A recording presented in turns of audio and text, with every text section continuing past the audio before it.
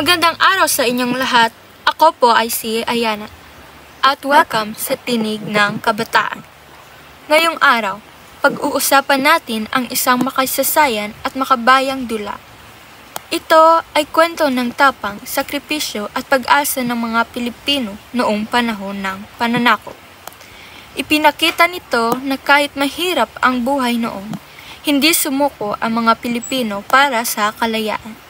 Kaya siguraduhin ninyong makinig hanggang sa dulo dahil marami tayong matutunan at mapapahalagahan sa ating kasaysayan.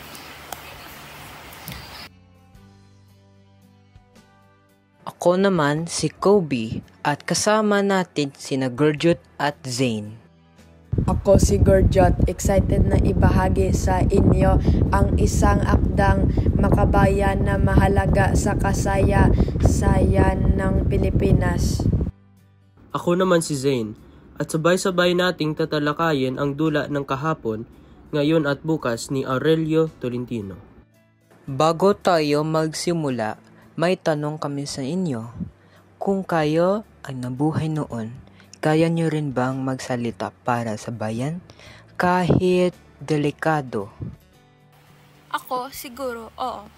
Kasi kung para sa bayan, dapat matuto tayong manindigan. Kahit sa maliit na paraan, basta may tapang at pagbabago. Handa na ba kayo? Tara, simulan na natin. Si Aurelio Tolentino ay isang bayani at manunulat ng dula. Lumaban siya sa mga Amerikano gamit ang kanyang isinulat. Ang dula niyang kahapon, ngayon at bukas ay naisulat noong 1903 sa panahon ng pananakop sa mga Amerikano. Noon, bawal magsalita o magsulat tungkol sa kalayaan. Pero, nagkaroon ng tapang si Tolentino para ipahayag ang damdamin ng mga Pilipino. Tatlong pangunahing tauhan sa dula. Una, si Inang Bayan, Pilipinas. Si Dilat na Bulag, Espanya, at si Bagong Sibot, Amerika. Sa bahagi ng kahapon, ipinakita ang laban ng mga Pilipino sa mga Kastila. Sa ngayon, ipinakita ang bagong pagsakop ng mga Amerikano.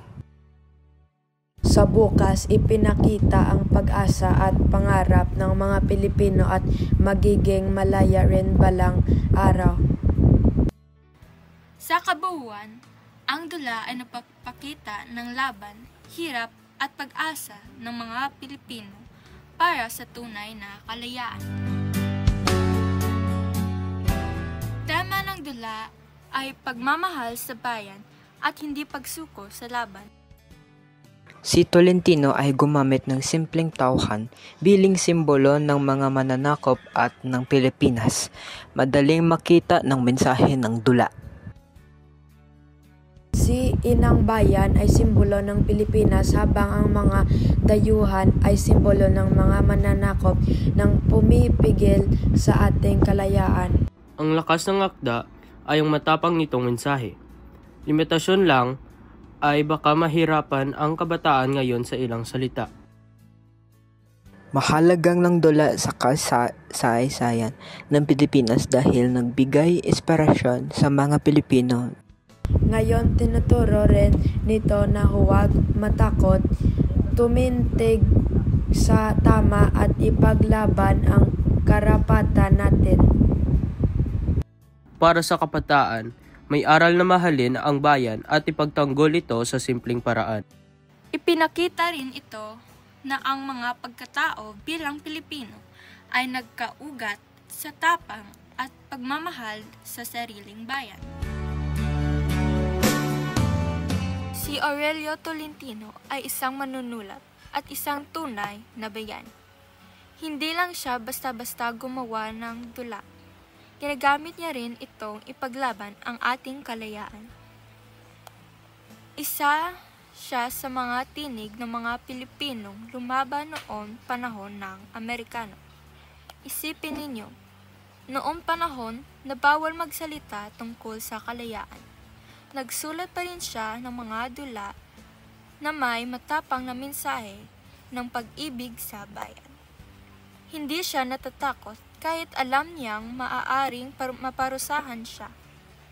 Ginawa niya ito dahil mahal niya ang Pilipinas at gusto niyang gisingin ang mga damdamin ng mga Pilipino. Nakakabilib talaga si Aurelio Tolentino dahil ipinakita niya ang tunay na bayani ay hindi sumusuko kahit mahirap. Hindi lang ito dula, kundi akda ng nabigay boses at lakas ng mga Pilipino noon. Huwag kalimutan pahalagahan ang panitikan at kasaysayan. At dito na nagtatapos ang aming book review sa akdang Kahapon, Ngayon at Bukas. Hanggang sa susunod na episode, paalam!